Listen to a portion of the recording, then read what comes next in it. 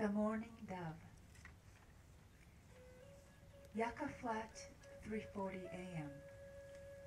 July 5th, 1957. Jury-rigged along a desert trench half a mile long. Loudspeakers growl. Break ranks. Enter the trench. And 800 pale Marines crawl into trenches 5 feet deep. Graves for innocence, dug by machines designed to claw sewer lines.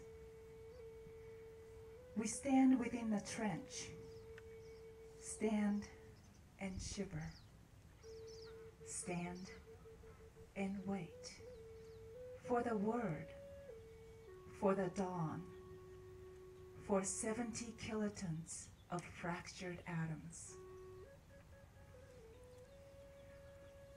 4 a.m. Again, the static-filled crackle that rumbles like the gravelly voice of God.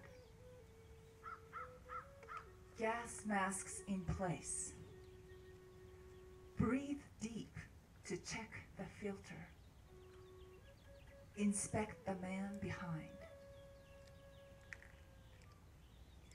4:30 a.m. Down on one knee. Pull your jacket over your mask. Cover your face. Bury your face in your crossed arms. And wait for the word, for the dawn, for the bomb. Wait for the demented twist of that magic gift Prometheus stole for men. Wait for the man to untwine the Alpha and Omega to render his brilliant apocalypse.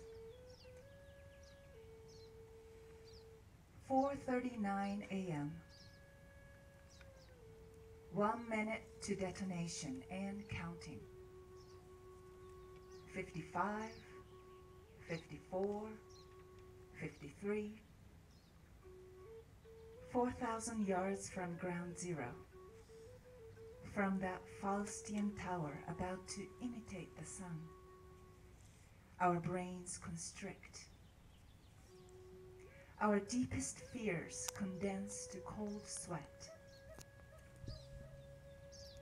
5, 4, 3, 2, 1. A split second that lasts 1,000 years.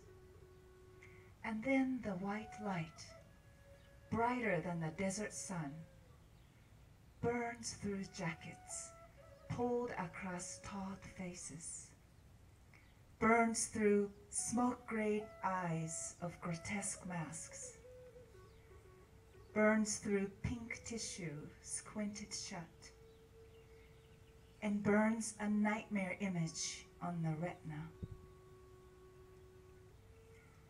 Again we wait. An eternity of silence before that great kaboom that rolls across the buckling earth, a roll as slow and deep as all the cannons of the world, massed for one last orgasm of war, massed to celebrate the oft-prolonged departure of a demented species. We wait, cowering in that constricted pit that borders hell. And then, an alien voice that jars minds gone blank, the Titan voice growls. Stand up and face ground zero. Watch the fireball. Watch the fireball. Watch the fireball. We stand, our eyes riveted to the orange-black cloud. We stare green automatons wired to the bowl of dust that mushrooms toward the stratosphere.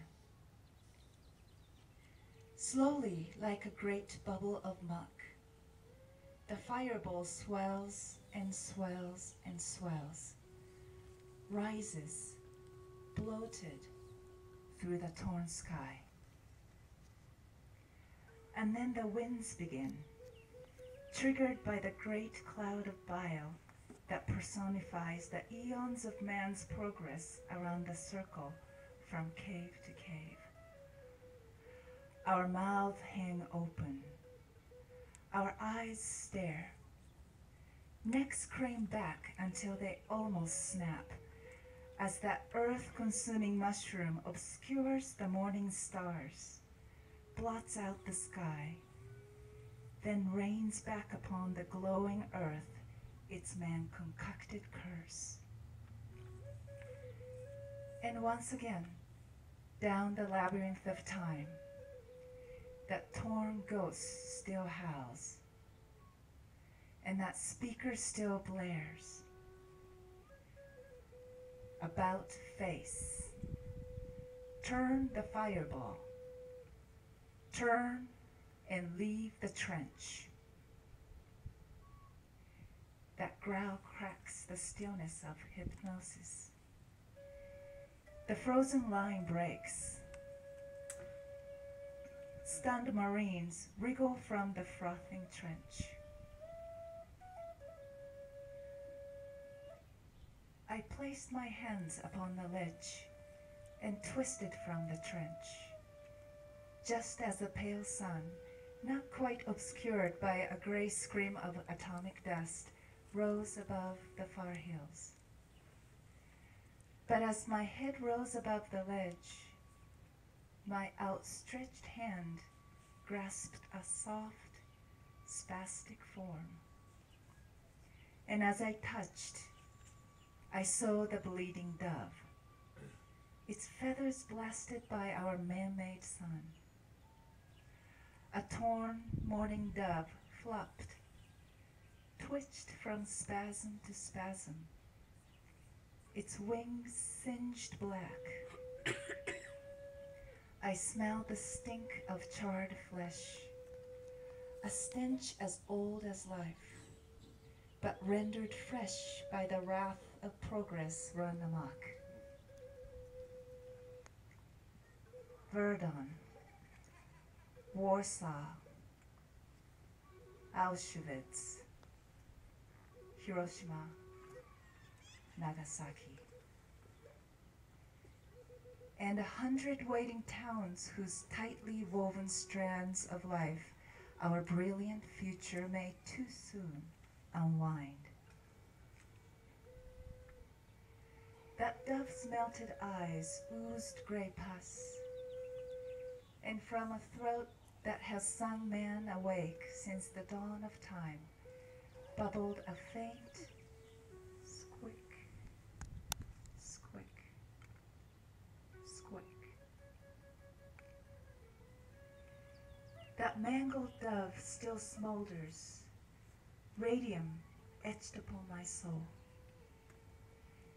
In my twisted dreams, that squeaking dove again becomes the Holy Ghost, whose gray tears are shed for men, for homo ludens, whose mad games will someday self-destruct.